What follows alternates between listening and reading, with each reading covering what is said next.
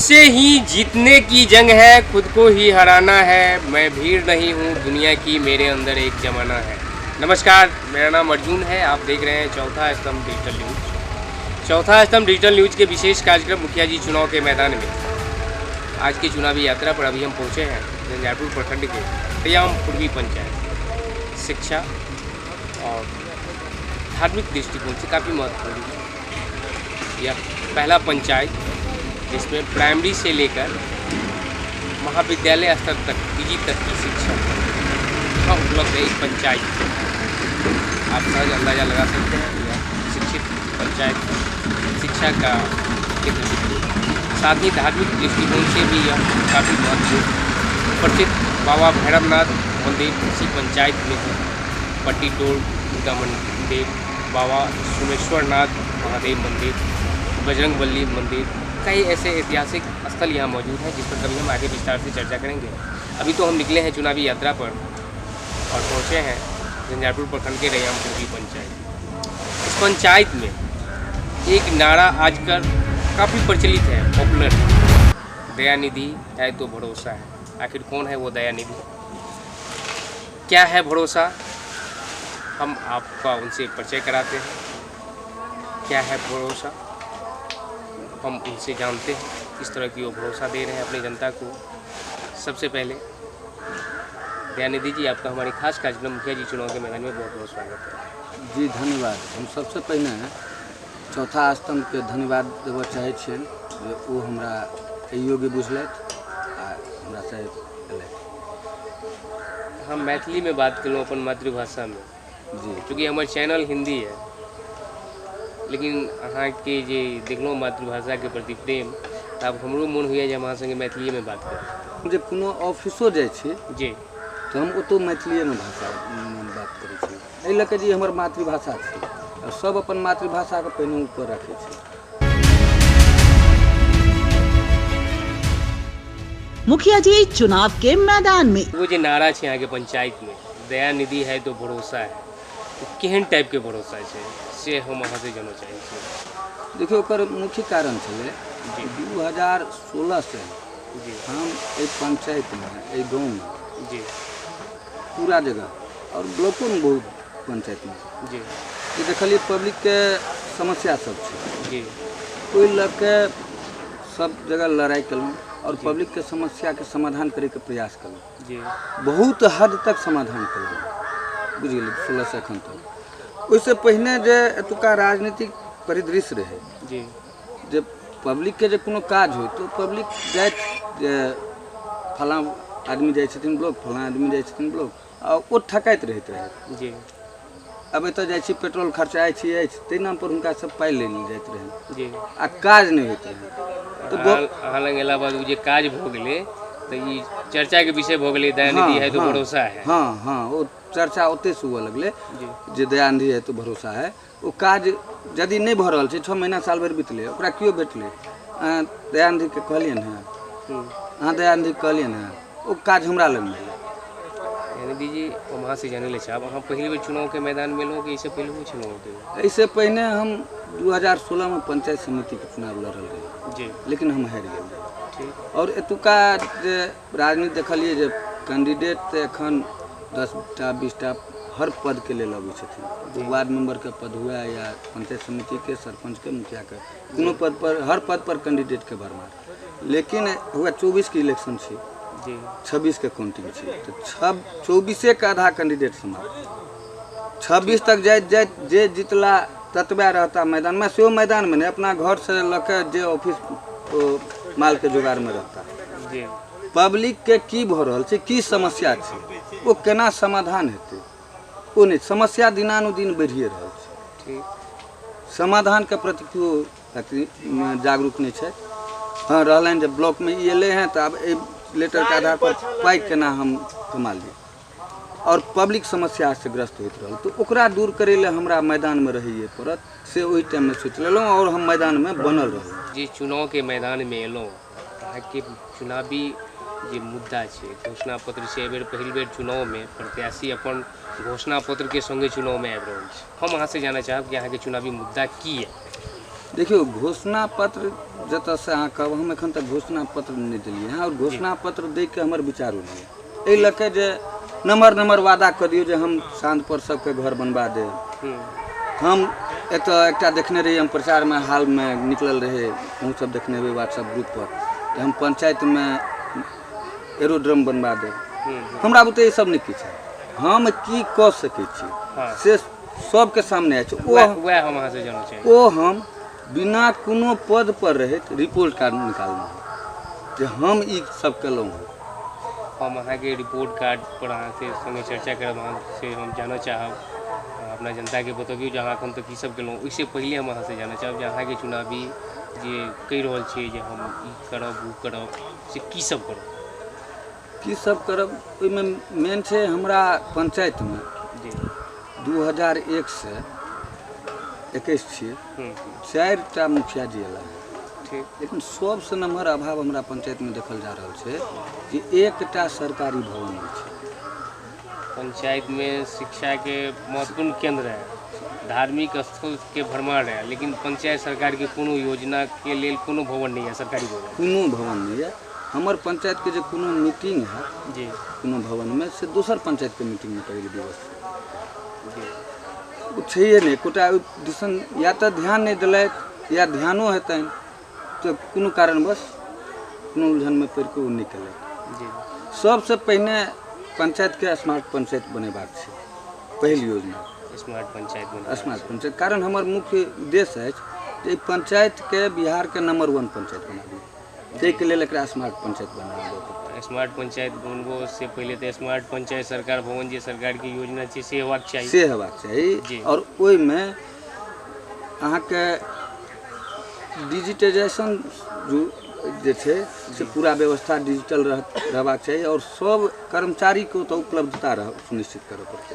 आगे पंचायत जो कि प्रखंड मुख्यालय से काफी दूर है बहुत समस्या छै जी ना, प्रखंड में जाके अपन काज करबाबो में बहुत तरह के समस्या छै। आ से जे पंचायत के अंदर भऽ जेतै तऽ आब अहीं कहू जे सब ओतुका कर्मी में उपस्थित रहता, पंचायत सरकार भवन रहते, डिजिटल वाईफाई से जुड़ल रहते। तऽ आब अहीं के हम पूछे छी जे एतऽ जे वृद्ध महिला कियो छै हुनका दयानिधि के जरूरतो नहीं पड़ते, सब काज अपने आप ओतऽ से होइत रहते ना। हमरा केवल निगरानी टा करऽ पड़त जो ओतऽ 100% कर्मचारी के उपलब्धता छै कि नहीं, और एकटा ओहिमे जन शिकायत कोषांग के गठन कऽ के छोड़ि देबाक छै जे जनता के अगर कोनो शिकायत हो कोनो कर्मचारी से या कोनो प्रतिनिधि से तो एकटा ओतऽ लिख के छोड़ि देथुन आ ओ डेली देखने छै।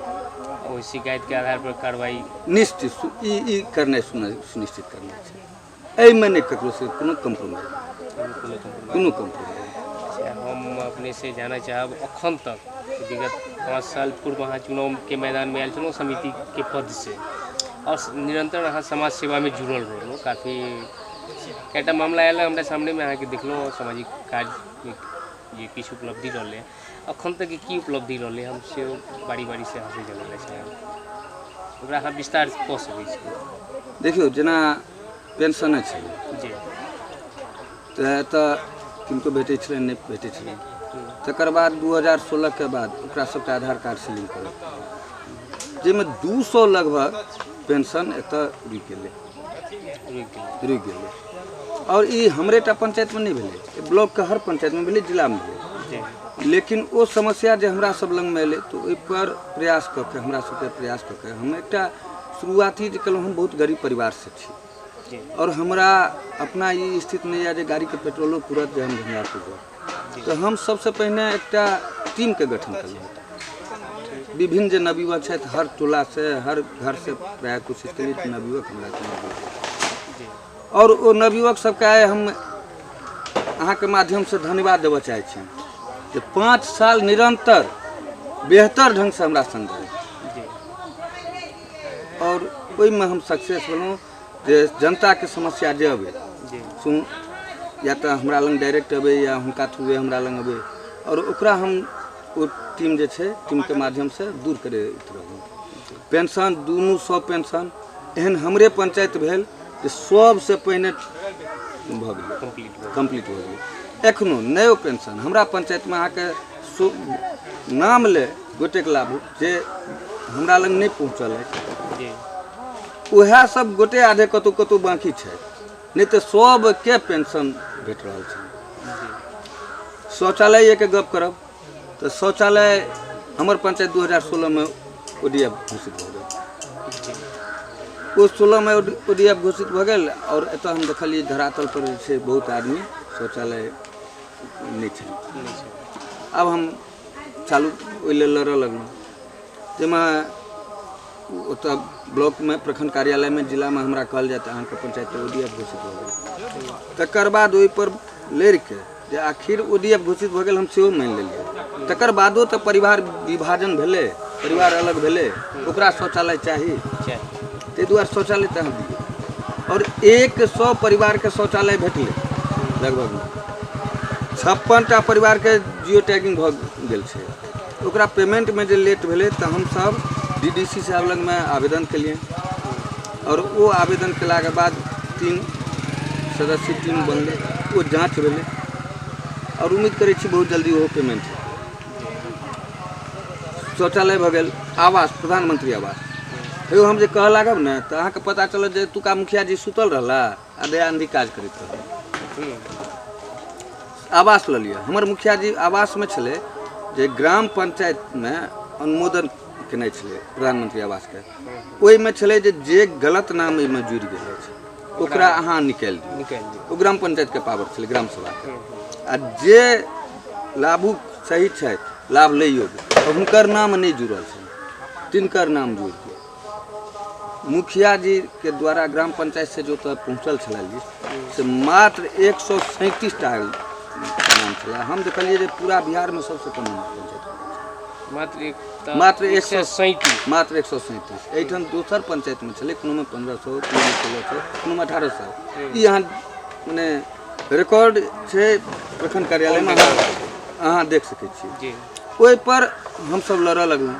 हमर सहयोगी छथि इंजीनियर हरिराम मिश्र, जे खुला रूप से सब दिन हमरा संगे रहलथि और हम जे राजनीति में बनल रहलहुँ सबसे महत्वपूर्ण योगदान हुनकर हम दै छियै।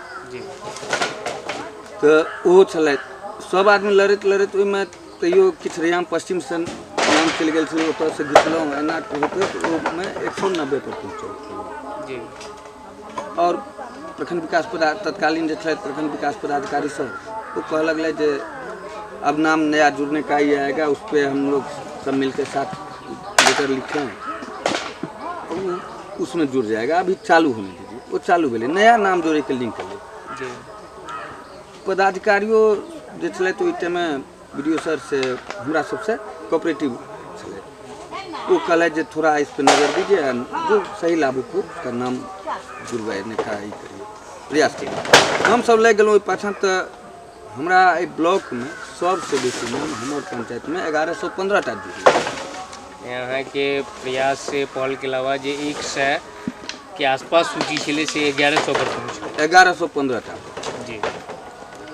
ओहिमे मुखिया जी और 200-300 बाकी छै जी। अगर मुखिया जी सब हस्तक्षेप नहीं करते ओहो 200-300 भऽ गेल रहते, लेकिन विरोध हुनके सबके भऽ जाइ छलनि जे आखिर ई एना क्या करवा रहल छै।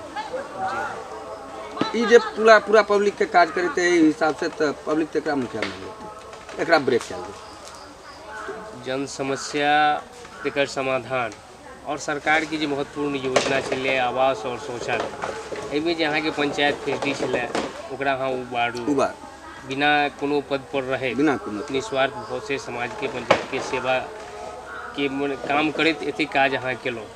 अब माने जे काम एगो पंचायत सरकार के करबाक चाही छलै, एतुका जनप्रतिनिधि के करबाक चाही छलै, से काज अहाँ केलहुँ। हम अहाँ से ई जानऽ चाहब जे निवर्तमान जे मुखिया छथि हुनकर जे 5 साल के कार्यकाल रहलै ओ केहन रहलै, एहि के जन सरोकार जन समस्या के अलावे जे काज रहलै जे पंचायत सरकार के द्वारा क्रियान्वित कयल गेलै पंचायत में, मुख्यमंत्री 7 निश्चय योजना होइ छै, जल जीवन हरियाली होइ छै, ओहिमे की केहन रहलै हुनकर कार्यकाल अहाँके नजर में? जी देखियो हुनकर कार्यकाल हमरा पूरा पंचायत में अहाँ घूमि लिअ जी, 2टा योजना खास करके हम देखलिए हैं सरकार बहुत ध्यान दै छै। एकटा मनरेगा, एकटा बिहार सरकार के अति महत्वाकांक्षी योजना 7 निश्चय, साथ जिसमें गली नाली और नल जल दुनू होय छै। जी अब हम 2 मिनट दुनू पर प्रकाश दऽ देब। जी अहाँ हमर पूरा पंचायत घुमि लेब, जी मनरेगा के एकोटा काज अहाँके देखै नहि पड़त, मनरेगा से एकोटा काज देखाइ नहि पड़त, जी जाहि पर कि पता लगैए जहन निकलै छी तहन जे बहुत पेमेंट भेलै हैं, बहुत ही तऽ मनरेगा वएह ओहिना रहलै। 7 निश्चय लऽ लिअ, 7 निश्चयमे अहाँ तकियो हमरा पंचायतमे एकटा नालीके निर्माण नहि भेटल। एहिठाम वार्ड 5 छै, जी वार्ड 8 छै, जे जलके पानि हल्का वर्षा होइ छै, पानि रूट सड़क जल पर जमाव रहै छै। के ओतऽ गंभीर अगर समस्या एकटा छै। नाली बना देल जेतै जी तो नहीं हेतै। वार्ड 10 छै, जी वार्ड 9 छै, एकटा नालीके लेल जहन 9 में ओ समस्या जटिल भऽ गेलै तऽ ऐसे 7-8 महीना पहिने हमरा सबके जहन फोन आयल जी तो हमर सबके प्रयास से ओ नाला जकाँ एकटा काते सड़क के किनारे चीर देलियै, कच्चा नाला चीर के चीर के जल के निकासी कर देलिए। जी सड़क पर रोड़ी गिरवायल गेल, जी ओकरा मोटरेबल करवेलहुँ हर जगह। एहिठाम एहि भोकराहा जे जाइ छै बगलमे एकटा छै टोल, भोकराहाके सड़क पर आइ 4टा जे मुखिया जी भेला 1-6 माटि कोदारिसँ नहि देलखिन।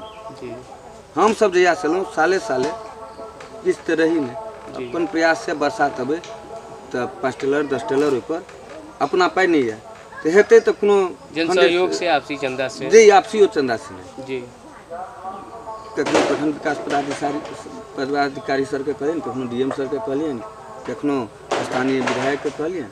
जी एहि सबसे ओ ककरो कहलखिन, ओतऽ किछु रोड़ा खसि पड़लै। एहि बेर आबि कऽ सड़क मोटरेबल सेहो भेलै हैं जी और विभाग द्वारा लगैए जे टेंडर बहुत जल्दी RWD द्वारा करवायल जायत। जी तो वो पहले काफ़ी लड़ाई लड़ऽ पड़ल, अब विभिन्न समस्या के सामना करऽ पड़ल ओहियो सड़कमे। सड़क के जमीने नहीं छै, ई छै ओ छै, जतेक सामंतवादी नेता सब रहे से अनेक समस्या पैदा केलथि। हालांकि ओहिसँ हम नहीं घबरेलहुँ। CM के एगो महत्वपूर्ण योजना छै, महत्वाकांक्षी सबसे महत्वाकांक्षी योजना छै नल जल, लोग के स्वच्छ पानि भेटबाक चाही। एकर की स्थिति अहाँके पंचायतमे? भेट तऽ रहल छै स्वच्छ पानि, सब अपना कल से पीबे या नहीं होइ छै तऽ दोसर के कल से आनि लैया। जी बुझ गेलिए। हमरा पूरा पंचायत घुमब अहाँके, हम जिला में रिपोर्ट गेलै ब्लॉक से, वो हम पढ़लिए जे टोटल नल जल जी भऽ गेल छै अहाँके पंचायत में। हाँ, कते हाँ। वार्ड है? 11टा वार्ड है, लेकिन जी एकटा 6 नंबर वार्ड में जी केवल सिंगल वार्ड छै जे नल जल के पानि सप्लाई होइ छै। जी अब सबके होइ छै कि नहीं, लेकिन हमरा जरूर होइए, कारण वही वार्ड में हमर घर अछि। अब वो वार्ड मेंबर या मुखिया जी जी हमरे दुआरे नहीं तो चलबैत होइ, जी हम ई नहीं बुझै छियै, लेकिन ओतेटा चालू छै। बाकी पूरा पंचायत में मुखिया जी के जतऽ घर छै जी ततौ नहीं चलै छै, आ ओहो जे चालू छै ताहिमे बहुत प्रयास केने छी, अथक प्रयास भेलै तऽ एकटा चालू छै। अहाँके अथक प्रयास से अहाँके वार्ड में नल जल योजना चालू भेल, अहाँके घर में पानि पहुँचैए। अगर जब एहि बेर अहाँके जनता मौका देलक कि अपने मुखिया निर्वाचित भेलिए तऽ ई तऽ मुख्यमंत्री के महत्वाकांक्षी योजना छै, एकरा अहाँ केना पूरे पंचायत में ढंग से क्रियान्वित करबै ताकि हर व्यक्ति के हर घर में नल जल पहुँचे? देखियो ई अहाँ कहलिए सरकार की महत्वाकांक्षी योजना छै, जी अहाँ केना करबै, हम केना करबै? एहिमे तऽ एकटा साधारण उपाय छै, जी आ ओकर जे वार्ड सभा के समय छै जी से नियत समय पर वार्ड सभा करबैत रहिए, जी पब्लिक अपने करवा लेते।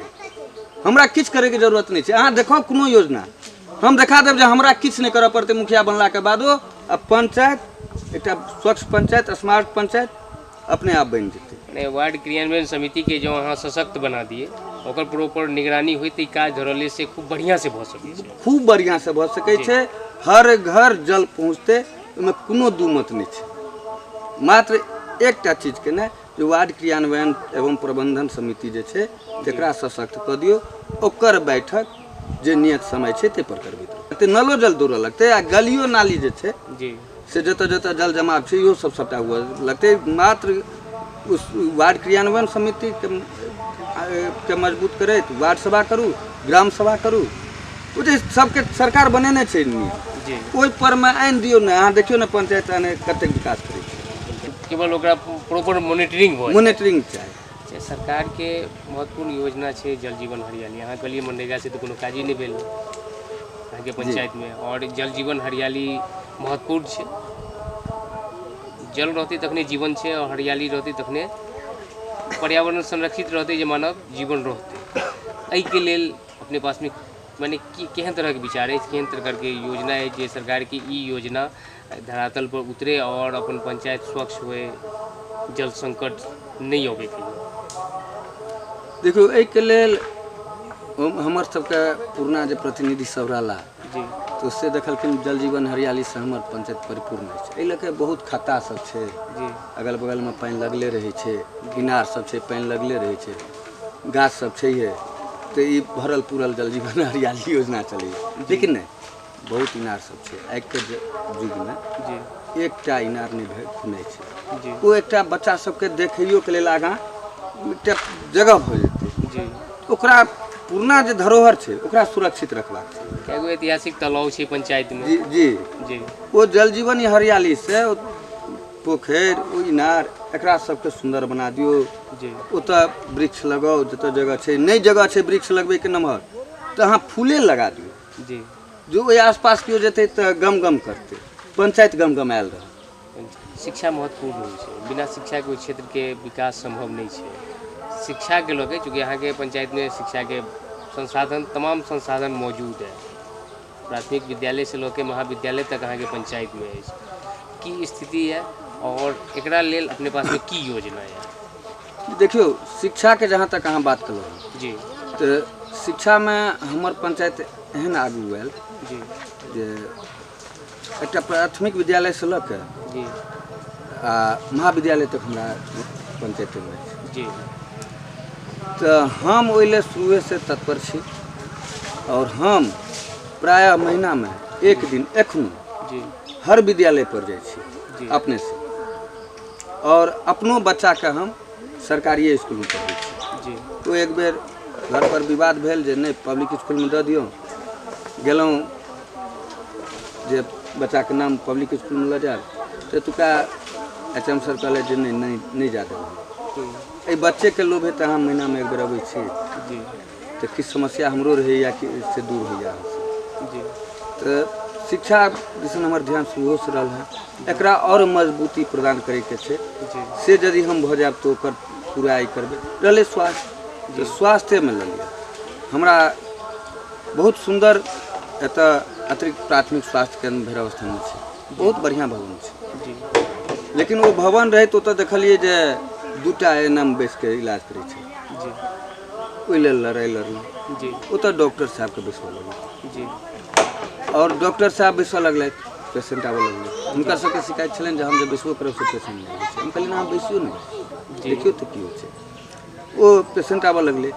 किछु दिनक बाद समस्या एलनि जे घर तऽ बहुत सुंदर अछि, बिजली नहीं लागि रहल अछि, दौड़ रहल छी विभाग नहीं भऽ रहल अछि। जी पहले रिसीविंग के सब फोटो कॉपी चाही, जी मोबाइले पर भेज देलक, सेम डेट में हुनका आबऽ लगलै। जी तकर बाद कनि दिनक बाद वो समस्या बतेला जे यौ एतऽ जल के नहीं है व्यवस्था कोनो, कारण वो भैरव स्थान में छै, आ भैरव स्थान में वो नल जल वाला सेहो नहीं व्यवस्था छै, आ चापाकल सेहो नहीं। पूछल मुखिया जी से बात भेल तऽ नहीं, मुखिया जी सबके कहलिए ने एतऽ व्यवस्था नहीं हो रहल छै। किछु अहाँके अथी भऽ सकै छै, हम प्रयास करै छियै, प्रयास केलिए PhD के द्वारा लेके जल के व्यवस्था बहुत जी, जी। बिजली लागि गेलै, स्वास्थ्य केंद्र चलि रहल है, बहुत सुचारू ढंग से चल। ओतऽ जे डॉक्टर साहब छथि जी से एखन तक कोरोना के दुआरे कोरोना में बहुत इंगेज रहे छथि, लेकिन बहुत सुंदर डॉक्टर साहब छथि। अब ओतऽ कमी छलै छर दवाली के और एम्बुलेंस के, जी से स्थानीय विधायक और स्थानीय सांसद से दुनू से बात कलहुँ। सांसद जी ओहिमे किछु पैसो देने छथिन छर दवाली निर्माण के लेल, और एम्बुलेंस रखे के लेल छर दवाली निर्माण जरूरी छै। तो जहन छर दवाली रहते न तकर बाद एम्बुलेंस सही रहते, नहीं तो खराब हो जेतै, टूटि जेतै। शिक्षा आ स्वास्थ्य पर अहाँ काज कऽ रहल छी जी और एकरा बेहतर और जतेक भऽ सकै छै आगे करबै। जी शिक्षा के संगे आबि जाइ छै युवा, ने युवा के लेल अपने पास में केहन तरह के कार्य योजना छै, युवा के लेल की सोचि रहल छियै? जी अहाँ के संग में युवा है, युवा के अवसर भेटबाक चाही। जी देखियो, जखन हमरा संगमे युवा छै तखने अहाँ ई जरूर बुझि लियौ जे युवाके लेल बहुत बेहतर सोच रखैत जी कारण हमरेटा गाँव हमरेटा पंचायतके ई समस्या नहि छै, पूरा बिहारके समस्या पलायन छै। जी अखन तक सरकार के कोनो एहन योजना नहीं लेल पंचायत में युवा के लेल? नहीं योजना छै, जी योजना छै, धरातल पर नहीं छै। जी ई स्वरोजगार करू जी जाहिमे स्मॉल इंडस्ट्री सब अबै छै, जी लघु उद्योग कुटीर उद्योग ई सब जे बनल छै जी। से युवे के लेल महिले के लेल ने। जी जी लेकिन पंचायत में तो धरातल पर नहीं है। ओकरा आनि दियौ धरातल पर। जी हम जे मुखिया हेबै से की करे ले हेबै? जी पाइए टा खाए कमाइले सुतैए ले, पाइ कमाइले ई गरीब नहीं बनऽ चाहै छै। ई गरीब किछु करे ले बनल जी आ करतै। तो युवा के लेल हुनकर पलायन के रोके के लेल जी हुनका स्वरोजगार करबेबै जी और कतौ नौकरी नहीं, अपने रोजगार करता। जी और ई पंचायत बहुत विकसित पंचायत कहले 5 साल के मात्र यदि हमरा मौका भेटैया जी तो बहुत विकसित पंचायती रहते। और इएह सब पर यदि ध्यान देबै, कतौ नहीं दिल्ली पटना कतौ नहीं दौड़े के काज छै, जी एतऽ ध्यान दै के काज छै। ई पंचायत बिहार के नंबर 1 पंचायत साबित हेतै, जे हम बार बार कहै छी। बिहार के नंबर 1 पंचायत बनेबे रैयाम पूर्वी पंचायत के। युवा के लेल खेल कूद बहुत मायने राखै छै ने। जी ओ तऽ सरकार आगाँ खेल के मैदान के लेल जमीन कूद सेहो ताकि रहल छै। जी और एकरा पहिने कहलहुँ हैं जे सरकार जतेक योजना दऽ रहल छथिन जी तकरा धरातल पर उतारने छै। युवा के तऽ खेल के मैदान बढ़िया एकटा चाही, कारण ओ एहि दुआरे जरूरी छै जी जे पहिने हमसब देखै छलियै हमरा सबके गाँवमे क्रिकेट होइ छलै, कबड्डी होइ छलै, हमसब कबड्डी खूब खेलाइ छलहुँ, जी वॉलीबॉल होइ छलै, फुटबॉल होइ छलै। आब देखै छियै बच्चा सब क्रिकेट टा खेलैत रहै छथि युवा सब, जी और सेहो कतौ सीमित जगहमे। जी कहियो ओ जगहवला जाइ छनि हुनका कहै छनि जे नहि आब खेला बन्द, जी तऽ हुनका सबके बड़ा दिक्कत होइ छै। लेकिन करता की, जेना दौड़ैके कोनो व्यवस्था नहीं छै, तऽ एकटा बढ़िया ई बना के मैदान, खेल मैदान बना के जाहिमे दौड़े सरकारों के योजना छै, सरकारों के योजना छै, ओहिमे किछु छै हल्का अहाँ ओहि पर ध्यान टा देबै जी तो बढ़िया खेल मैदान बनि जेतै, जाहि पर कि युवा सब तरह करता, युवा के आगे बढ़े के तो एगो प्लेटफॉर्म भेट जेतै। अब अहाँ जिक्र करै छलहुँ बार बार महिला के आधी आबादी, और अखन जे पंचायत चुनाव भऽ गेला, आधा से ज़्यादा पंचायत चुनाव संपन्न आब ढलान के तरफ जा रहल है। महिला के जे मतदान प्रतिशत छै पुरुष के अपेक्षा काफ़ी बेसी छै, यानी आधी आबादी आधी नहीं रह गेलै, वो आगे भऽ गेलै। महत्वपूर्ण बहुत मायने राखै छै महिला के लेल। अपने पास में केहन तरह की योजना है? देखियो अहाँ जे आयल है हमरा पंचायत में तो अहाँके पता लग गेल है हमरा संगे 2 तरह मतदाता के जुड़ाव काफ़ी छै, जी युवा के और महिला के। जी तो युवा के बारे में तो कहबे करूँ, जी महिलो के बारे में हमर सोच किस तहिना है। हमर सबके गाँव घर के जे महिला छथि जी से काजुल छथि, खूब काज करते, दिन से रात तक खटैत रहते, लेकिन ओहिसे किछु इनकम नहीं भऽ सकै छै, जाहि पर कि सरकार जीविका के गठन केलकै, जीविका हर जगह कार्यरत छै। जी लेकिन महिला सबके प्रेरित नहीं कयल जा रहल छै, और किछु कुटीर उद्योग के लेल प्रेरित कऽ के हुनका जी कुटीर उद्योग के व्यवस्था करू, हुनका सबके बाहर भीतर निकले तो कोनो तरह के डर नहीं रहन, ताहि दुआरे चौक चौराहा हर जगह CCTV कैमरा लगा दियो। 7 निश्चय में योजना छैहे, जी कोनो अपना घर से पाइ नहीं लगतै। जी और वही दुआरे हम बार बार कहै छी जे ओकर सबसे बेहतर उपाय छै ग्राम सभा स्वसमय हेबाक छै। यहाँ देखियो 5 साल जे बीतलै कोनो पंचायत में, आई 20 साल से जे चुनाव भऽ रहल छै, मुखिया जी सब बन रहल छै, ओहि 5 साल में एकोटा कोनो पंचायत में होइ छै, कोनो पंचायत में एकोटा नहीं होइ छै ग्राम सभा नहीं भेल। महिला सब वो तो पहुँचिए नहीं पायल जे अपन समस्या के रखती जी। और महिला एखन तक घरे में छथि हमर सबके जी, तो महिला के बाहर निकालने छै जी। और आधी आबादी टा जी एखन तक गाँव घर में जे छै जे हम पुरुष छी तो हमही दबंग छी, हमरे भरोसे महिला, हमरे आशा पर जीवित छै, से नहीं जी। एक पार्ट के समाप्त कर दी। महिला सेहो घर के बेहतर बनबे में अति महत्वपूर्ण योगदान एखनो दै छथिन। जी आ आगाँ इनकम में मान लिअ, इनकमो में अहाँ देख लियौ हर जगह महिला काफ़ी आगू छै पुरुष जी। से गाँवों में हेतै, वो गाँवों में हेतै आ घर बैसल हेतै, ओहि लेल कतौ नहीं दौड़ऽ पड़तै। बहुत योजना छै, जे सरकार पुरुष से बेसी महिला के ओहिमे मान्यता देने छथिन। जी जतेक अहाँ देखियौ जेना मधुमक्खी पालन सब छै कि सिलाई कढ़ाई छै, जी ब्यूटी पार्लर सब छै, महिले के लेल बनल छै। एही सब में बढ़ा पेंटिंग सिक्की कला काफी रैयाम में तो काफी प्रसिद्ध रहले। रैयाम में काफी पेंटिंग सब रहले प्रसिद्ध। जी। तो ओहि दिसन हुनका जागृत कऽ के केवल झुकाव करबेबाक छै, काफी पंचायत के इनकम बढ़तै। जी और हर घर प्रोग्रेसिव छै और दिन दुना रात चौगुना वृद्धि करते तो पलायन के समस्या जे छै वो दूर भऽ जेतै। महिला सशक्त बनते तो पंचायत ऑटोमेटिक सशक्त पंचायत हो सकै छै। जी जी। और हमर जे इच्छा अछि जे स्मार्ट पंचायत होय, जी। पंचायत बिहार में नंबर 1 पंचायत होय, जी ताहि के लेल ई सब बहुत जरूरी छै। सब बहुत जरूरी छै। और एगो स्मार्ट पंचायत बनबऽ के लेल केहन तरह के संसाधन के आवश्यकता छै और उनके लेल अपने पास में केहन तरह के कार्य योजना छै, हम अंत में यहाँ से जाने चाही ताकि आगे पंचायत एगो मॉडल से ऊपर स्मार्ट पंचायत बने। जी ओहिमे संसाधन जे कहली, संसाधन तो सरकार उपलब्ध करवाइए दै छथिन। जी और स्थानीय सांसद के स्थानीय विधायक जी केओ जी। होइ छथिन, हुनका लग तक यदि अहाँ समस्या अपन बेहतर ढंग से रखै छियै जी तो वो सब समस्या के समाधान करे लेल तैयार हो रहै छै। जी केओ चाहे केओ हो, समस्या अहाँ रखियौ केवल बेहतर ढंग से तो दूर होइ छै। जी और हमरा कतेक समस्या के समाधान सांसद जी या विधायक जी पंचायत के केलखिन, हमरा सबके नहि जी हमरा सब द्वारा पहुँचले ना, ओ करैत गेलखिन।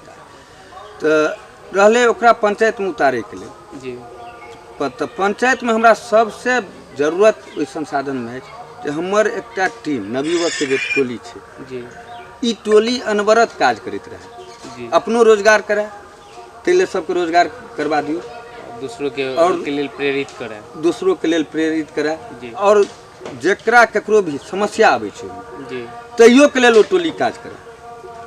तो ई टीम सबसे जरूरी छै। और हमरा संसाधनों में संसाधन एकटा टीमे एकटा काज है, और टीम में जे हमरा रहल हैं जी तो आइ तक हम सक्सेस छी। बिना टीम के बिना तो हम अधूरा छी, हमरा किछु नहीं। जी तो वो टीम बना के हम सब काज करी। ये केहन स्मार्ट पंचायत अहाँ चाहै छी अपना पंचायत के? जी एहिमे स्मार्ट पंचायत के लेल सबसे पहिने तो पंचायत भवन हमरा चाही। जी और पंचायत भवन बहुत जल्दी बन जाए। जी और पंचायत भवन बनला के बाद पंचायत के वाईफाई से कनेक्ट कर दियो, मुफ्त वाईफाई चालू रहे। जी डिजिटाइजेशन कर दियो, हर जगह सौंसे ई लगा दियो CCTV कैमरा। जी आ ओतऽ सब कर्मचारी के उपलब्धता 100% सुनिश्चित कर दियो।